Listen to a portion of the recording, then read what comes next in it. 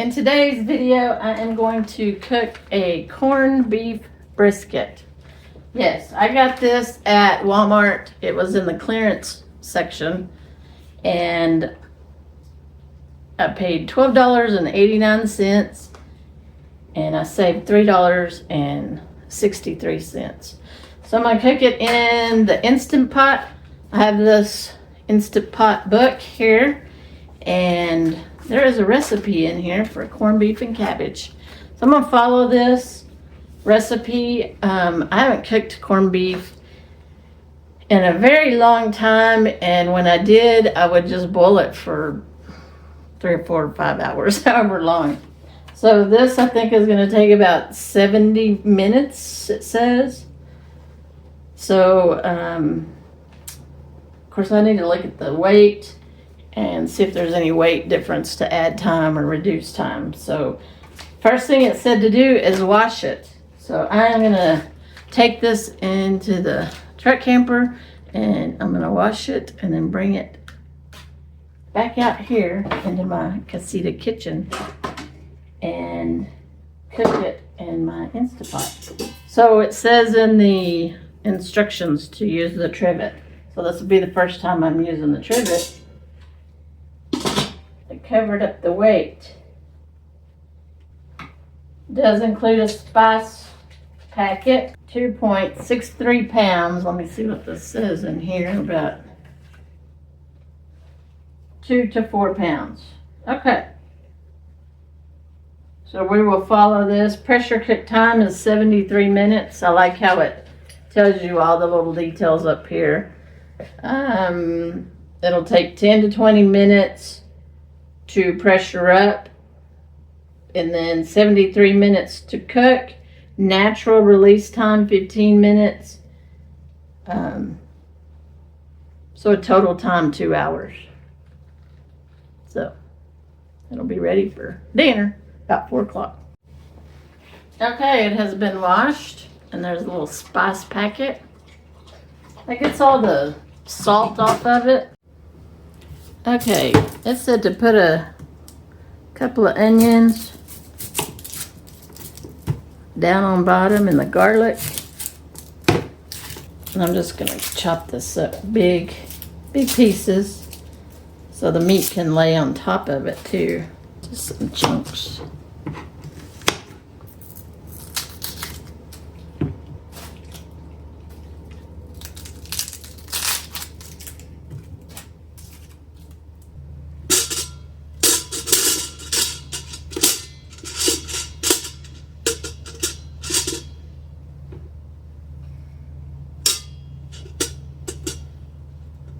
Fat side up.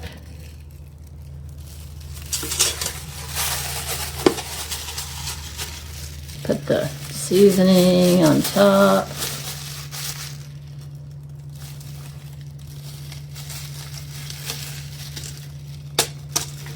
And I'm gonna use beef broth. So I'm gonna just eyeball this.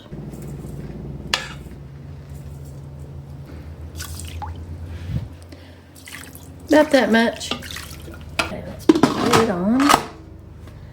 Plug it in. Pressure cook on high for 70, so that's a minute 10. Oops. All right, we're on. We're cooking with pressure.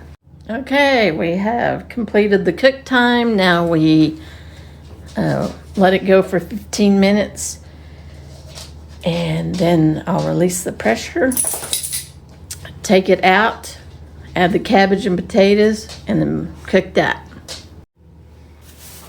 All right, here's my cabbage.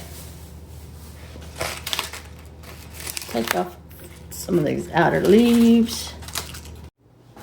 So I got me a new little knife. Actually, I bought a set at Walmart to leave in the casita. Okay, we'll see how much we can get of that in there. and how many of the red potatoes I'm going to put in there. I can keep some of the cabbage out and use that for tacos or chalupas, so I'm not worried about using all of it.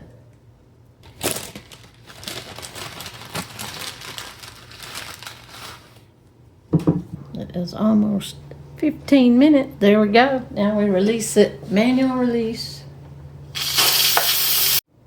Okay, let's open the pot.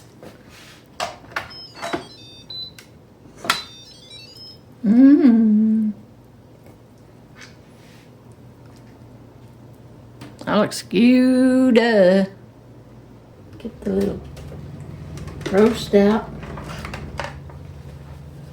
And it said to retain 2 cups of that broth.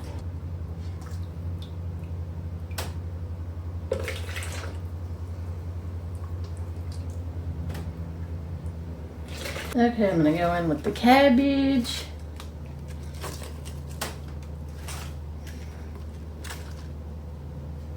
Potatoes. Cabbage. Yep. 3 minutes. Go. We need to wipe off all these seeds.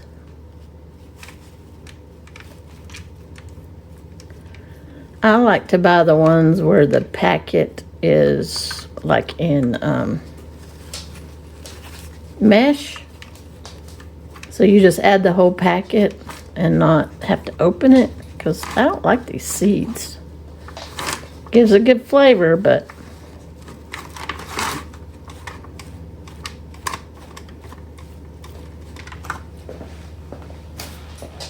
okay, let's transfer that over to our cutting board.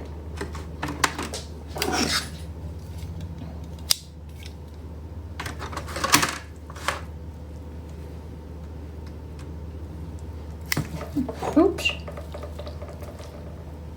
It fell apart because it's so tender. I'll use that knife. I'll use a little better one because I'm going to get some of this fat off of there.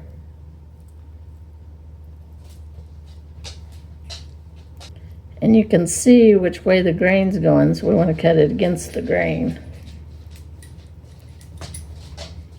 Sammy's like, I'm right here in case you miss the trash can.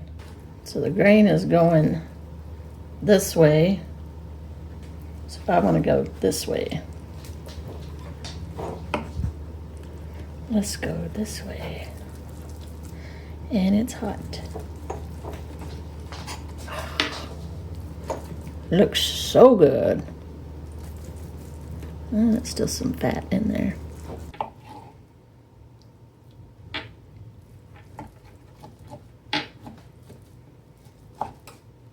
That's a lot of meat right there for $10.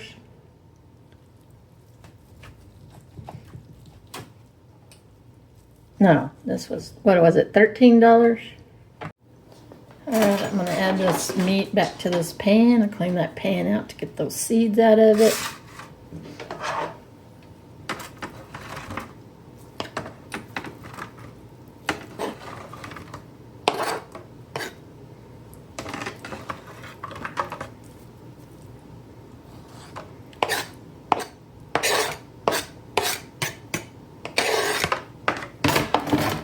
And then I'm going to add this juice.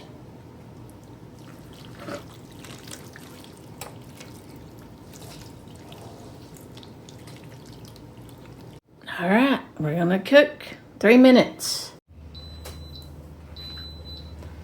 Boy, 3 minutes doesn't seem long enough to cook potatoes.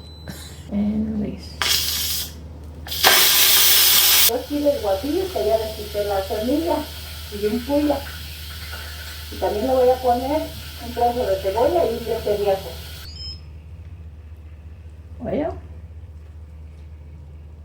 it sure is. It's amazing. Ooh, Ooh, yummy, yummy. I can't believe it only takes 3 minutes to cook those potatoes and cabbage. Perfection. My new favorite meal. What do you think? Very, very Gouda. Gouda. Used to, it'd take me 3 or 4 hours to cook a corned beef. Not anymore. So this is the leftovers. We have a little bit of corned beef left. I think what I will do with that is, we'll see if it makes 1 or 2. Use these hoagie rolls from Tuesday night. And either make 2 sandwiches or 1. Deborah can have a sandwich with some provolone cheese, you know, because I have that.